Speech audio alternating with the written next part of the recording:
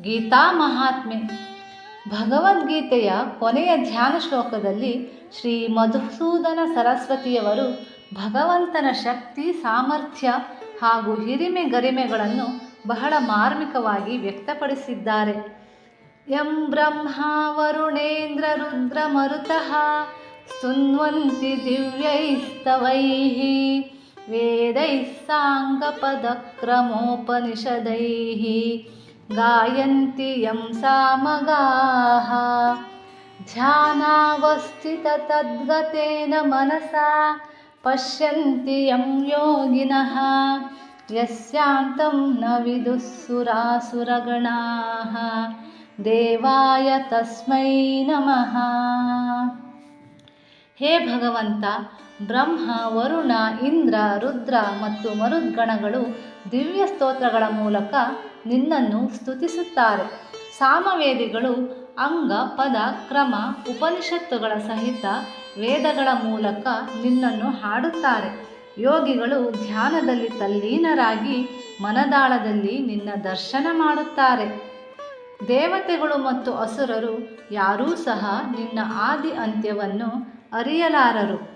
ಅಂತಹ ಪರಮಪುರುಷ ನಾರಾಯಣನಿಗೆ ನನ್ನ ನಮಸ್ಕಾರಗಳು ಎಂಬ ಪ್ರಾರ್ಥನೆಯನ್ನು ಭಗವಂತನಿಗೆ ಅರ್ಪಿಸಿ ತಮ್ಮ ಧ್ಯಾನ ಶ್ಲೋಕವನ್ನು ಕೊನೆಗೊಳಿಸುತ್ತಾರೆ. ಭಗವಂತ ಅಜನ್ಮಿ. ನಾವು ಎಷ್ಟು ಕೋಟಿ ಜನ್ಮ ಎತ್ತಿ ಬಂದರೂ ಭಗವಂತನ ಮೂಲವನ್ನು ಕಂಡುಹಿಡಿಯಲಾರೆವು. ಭಗವಂತನ ಅಸ್ತಿತ್ವದಲ್ಲಿ ಸಂದೇಹ ಪಡಬಾರದು. ಭಗವಂತನೇ ಇಲ್ಲ ಎನ್ನುವ ಅನೇಕ ನಾಸ್ತಿಕರೂ ಇದ್ದಾರೆ. ಆದರೆ ಭಗವಂತನ ಇರುವಿಕೆಯನ್ನು ನಾವು ನಮ್ಮ ಮನಸ್ಸಿನ ಅಂತರಾಳದಿಂದ ನೋಡಬೇಕು.